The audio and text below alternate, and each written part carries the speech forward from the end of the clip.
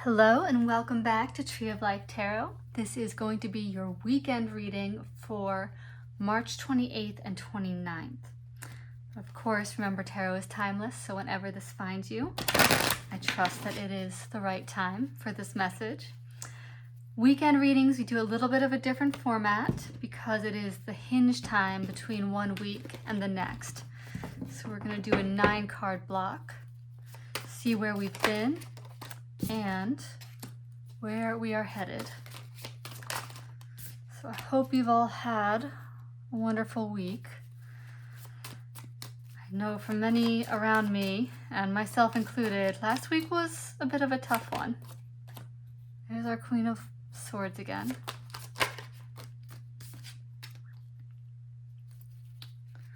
So this week we have a full moon, I believe, in Libra on Wednesday. These came out together.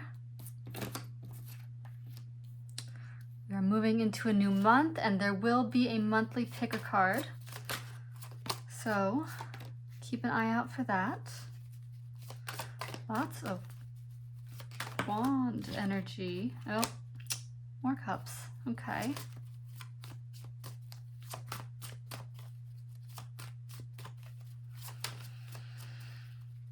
One more. There's our Ace of Wands again, and here's our Empress on the bottom. Okay, let her rest here for the moment. So, let us see.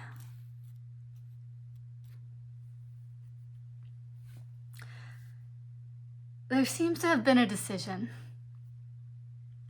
a recent decision. 7 of Cups. There are many paths towards abundance. However, this can also be the cups of confusion. There is such a thing as the tyranny of too much choice. And when we come to a place of discovering limitations as liberating from that tyranny of choice, that opens up new frontiers.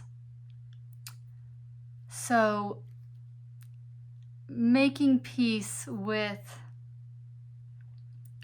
what is not going to be the choice, what is not going to be the path. And, you know, as the old saying goes, there are many paths up the mountain. There are many ways, as my mother would say, to skin a cat, which is a quite dark way of saying that, if I'm honest, but there it is. But choosing a path and committing to it will get us there a whole lot more efficiently than trying to go in 100 directions at the same time. And we might be surprised. This has often been the case in my life when I decide, okay, all of my deliberation and pondering and yearning and wanting is spinning my wheels. I have to choose something and go forward and release what I thought I wanted. In the going forward with, let's say, the open window, with the option that is standing in front of you saying, pick me, even though you maybe don't want to. It is amazing the consistency with which that brings what might have been thought to be discarded desires actually into my experience in unexpected ways. So there's definitely a bit of a trust the universe, and limitation often directs. You know, we fight against that because we live in such a culture, at least in, you know, the United States where I am, in the Western world, of you can have anything, you can be everything. And that's not to say you can't, but again, that tyranny of choice. If you can be everything, what does particularity mean to you? What value does it have? What is an authentic rising up that is specific to your being that wants to be expressed through you,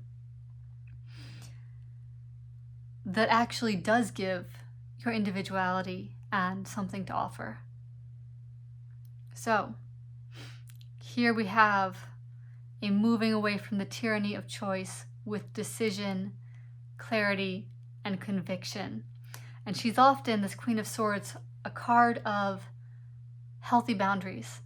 She has used that sword to cut out distractions, draining things that have plugged into her energy around her. So she is sitting on the mountaintop with clarity. The mountaintop is that archetypal location of spiritual enlightenment. You know, we talk about the journey up the mountain, the monks with the wisdom sitting at the top of the mountain. And then, having made that journey to the top, having quested to attain, he's got that eagle on him, that high-flying wisdom, undertaken that quest to become the Queen of Swords, to achieve that wisdom and clarity at the top of the mountain, we must come back down the mountain. That's where the story, often stops, but actually where it gets quite interesting. We want to end the story at the peak. But what happens is, having attained that, we must bring it home and integrate it into everyday life. The gift we receive in our wisdom becomes the gift we must give to the community through teaching, through our generosity, also, and maybe most importantly, through our own being. Having integrated it into our being, we then bring it with us everywhere. We bless everyone and every place we come into contact with. Having integrated that mountaintop wisdom into ourselves. So here we are, Two of Wands, coming back down the mountain, having the world in our hands, having that knowledge, and now looking to new horizons. What are we going to do with it? So here we're making plans. King of Wands here. Our King of Wands is our, Leo, Aries, fire energy. We are now in Aries season, so there is that fire energy. Fire moves us forward. But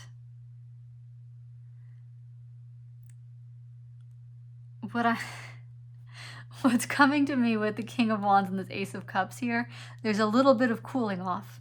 There's a little bit of a cooling off of a hot-headedness. It's necessary to make the plans in order to become the King of Wands. The Two here is at the beginning, looking at the horizon. The King has gone on the journey that this Two of Wands is about to set off on. So, this to me is where you, me, we collectively are sort of coming into the weekend. We've made the decision, we've come back down the mountain, and now we're deciding what to do. How are we going to rule so that this wisdom pours out? Now this Ace of Cups though, this is giving me inner fountain vibes. This is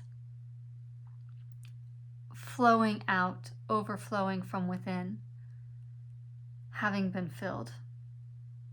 And our Two of Pentacles is, I want to say, competing desires. We've got the two on either end of this row here. Excuse me. Now, I want to say, if this is for anyone, this could be an emotional new beginning with a King of Wands. Or this could be the reclamation of your inner King of Wands, that ruler from a place of fire. Excuse me. this is fixed energy, fixed fire energy. So being convicted in the plan, being convicted to see this all the way through. So whether this is a new beginning with yourself or with another person, it is an emotional new beginning. And there may be conflicting desires, or this just may be, again, this card of juggling and the dance and learning how to manage resources. What is the plan? How do we make it real in the tangible realm? So there's learning that's going on here. This is both young energy, learning, setting out in the tangible realms. And then down here, Six of Wands, Four of Cups, Ace of Wands. So this is very contradictory energy here, because Six of Wands is that card of victory, coming home victorious. Our Four of Wands here, though, is that disappointment, that being closed off, that not being open to life and to what wants to come, followed then by the Ace of Wands, which is that fresh new beginning. So maybe having achieved, and this might be going back to our mountaintop here, having achieved, having gone on the quest, thinking we're coming home, there's either a boredom in the victory, that this has, it was so exciting, it was fulfilling, you've attained the thing, what is it, like the curse of getting what you want? The Six of Wands has gotten what he wants and now is unsatisfied with it. So, where does that leave us? There's a new wand to discover. There is a new wand to discover. Because this Six of Wands, this quest is completed. We're now sat in boredom and stagnation. So what happens? A new wand pops up. But having gone through this, having made that choice, and reconnected with our inner ruler and that, inner wellspring, now there's a new path to follow. So it will be time soon to head back out.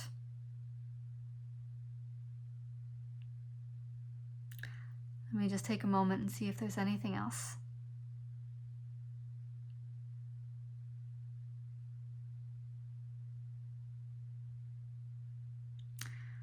Nope. We have come back down the mountain. And now the new quest begins.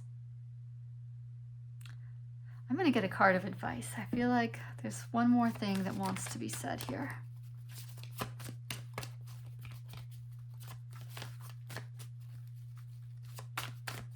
So the thing we wanted, we now have, and it has not, well, Wheel of Fortune. It's a new season. I'm being told that's it. Okay. So there's our Wheel of Fortune. So, and what I want to say with this, we clarify this Wheel of Fortune is, this is a natural cycle of life. This is a cycle we will cycle through over and over and over again. The desire will change, we will attain things, and then we will... And this is not to say to always be in a cycle of, oh no, this wasn't it, it must be this next thing.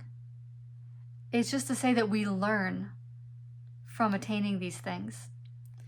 And the attainment is not the point. The attainment of the thing is not the point. What is the point is the growth and the experience and the maturation and the transformation that takes place within us each time we go on a quest. Each time we strive for something and realize it, and then we reconsider and recalibrate and reorient what we think, who we think we are, how we orient those around us. and to what we have, having attained that thing. So this is not by any means to beat yourself up for having chased the wrong thing, having, if you think that, oh, I went after this and I was wrong to go after that, because there is no real thing. There is no other that is the ultimate. These are things that draw us forward, to draw us out and draw us into this experience of life and soul growth, that make this life what it is, that make it beautiful and wonderful and awful and sacred, because we get to come here and have this experience. So this is a cycle that we will continue to go through, and it is natural. This is natural. So allow the wheel to turn, allow these cycles to take place, even in your Four of Cups times, in that disappointment and the stagnation. The void is the womb of new possibility, of new creation. Sometimes we go back into that void, which creates the womb in which the seed, this is a very phallic image here, can be, conceived. The next thing can be conceived. So these cycles of filling and emptying, of attaining and releasing, of having the questions, finding the answers, integrating them, and then the new thing happens. This is the natural cycle of everything. So give yourself permission to embrace it. Whatever mistakes have been made, they are not mistakes. There are no mistakes. There are difficult experiences, but they are always teachers. There are many things I wish I hadn't done, but in having those regrets, I have learned and will act differently next time. There is hard-won wisdom. So even in, that Four of Cups is a gift.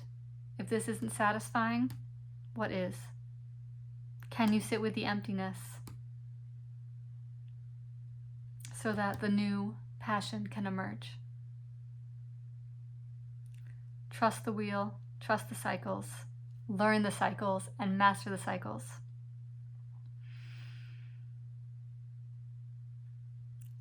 They are a gift and a blessing. Okay, I'm going to leave it there. I will see you in the weeklies, and the monthly is coming out very soon. Take care.